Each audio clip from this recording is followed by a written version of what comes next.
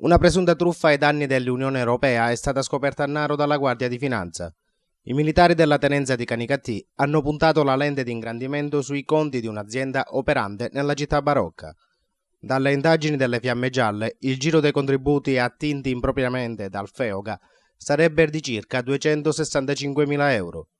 Dagli accertamenti eseguiti dai finanzieri è emerso il ruolo da protagonista nelle presunte truffe del responsabile dell'impresa, collaborato da altri imprenditori compiacenti allo scopo di percepire i contributi pubblici previsti per il settore dell'agriturismo.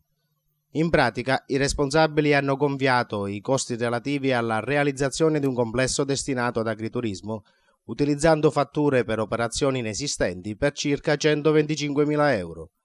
La frode è stata resa possibile dalla compiacenza di due imprese naresi che hanno emesso le fatture maggiorate, presentate a corredo dell'istanza per ottenere i contributi per la realizzazione dell'agriturismo di Naro.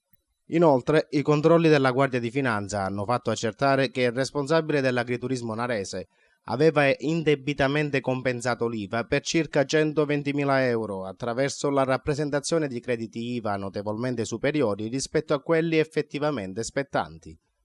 I presunti illeciti commessi dai tre soggetti responsabili delle aziende sono costati la denuncia alla Procura della Repubblica di Agrigento per i reati di emissione e utilizzo di fatture per operazioni inesistenti e per truffa aggravata finalizzata al conseguimento di contributi pubblici. Nei confronti del responsabile dell'agriturismo, inoltre, è prevista una sanzione amministrativa pecuniaria pari a 75.000 euro.